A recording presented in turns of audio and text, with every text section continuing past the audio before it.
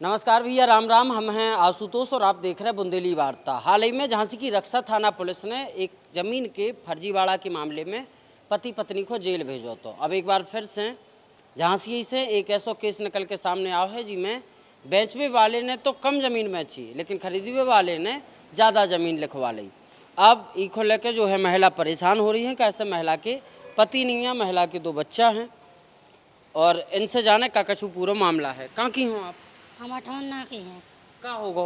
हमारी ज़मीन हमने 47 डिसमिल लिखी थी और इन्होंने 92 डिसमिल लिखा ली धोखे से। और ना पैसे दिए ना कुछ दिए, पैसे दे नहीं रहे। बोल रहे दाखिल खारिज हो जाने दो, फिर इसके बाद देंगे। अच्छा, कब की बात है? कब रजिस्ट्री करा ली? वही मार्च अप्रैल में जब ही करा ली और भी पैसे भी नहीं दे रहे। बोला दाखिल खारिज हो जाने दो, जब नंबर चढ़ के आएंगे तब पैसे देंगे। रजिस्ट्री तो गलत हो जाती है, ऐसे कैसे हो जाती है रजिस्ट्री? मार्च में आपने रजिस्ट्री कराई कर दी उखो, अप्रैल मई जून जुलाई अगस्त सितंबर 6 महीना हो गए। 6 महीना बाद क्या आएंगे आप? हमें पता चला, पहले पता नहीं चला। हमने रजिस्ट्री नहीं कराई तो हमें मालूम चला कि इसमें इतनी ज़्यादा ज़मीन लिख गई, तो इसलिए हम आए हैं कि इतनी ज़्यादा हमने बेची नहीं है, इतनी ज़्यादा कैसे लग गई। उते रजिस्ट्रार ऑफिस तो गई हुई हो आप रजिस्ट्री करवे, उते नहीं बताई कि कितनी बेच रहे यही नहीं है, हमने तो वहाँ 47 डिसमिल बताई, लेकिन जो बीच में आते उनने हमें बताई नहीं है, ना ज़मीन खरीद व्यापारी ने बताई। हाँ, आपके पति को क्या होगा? तो कैंसिल होगा तो हमारे पति को से ख़त्म हो गए। 4 बच्चे हैं हमारे। 4 बच्चा है। आप कुल मिला के 5 लोगों को परिवार है। हाँ, 3 लड़की एक ही लड़का।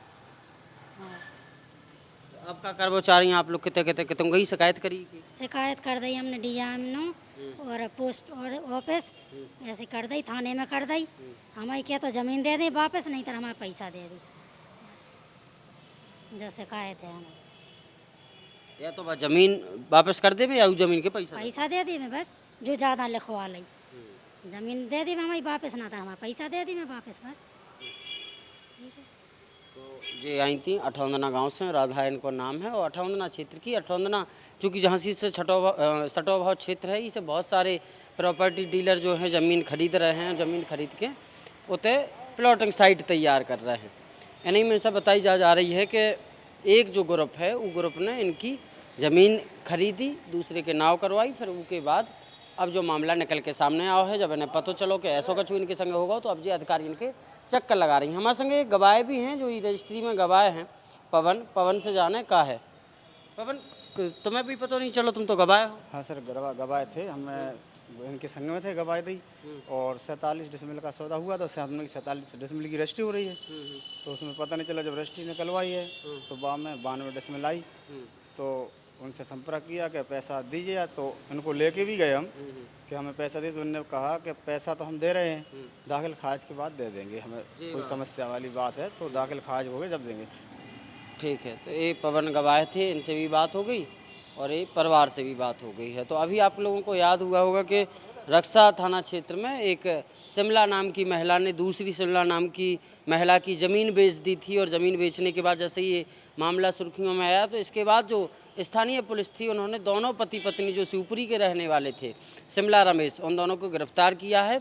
इसके बाद कार्रवाई शुरू कर दी है। तो लगातार झांसी आसपास के क्षेत्र में ज़मीनों के फर्जीवाड़ा के किस्से कहानी आते रहते हैं। इन पर जांच पड़ताल भी होती है, समय समय पर कार्रवाई भी होती है।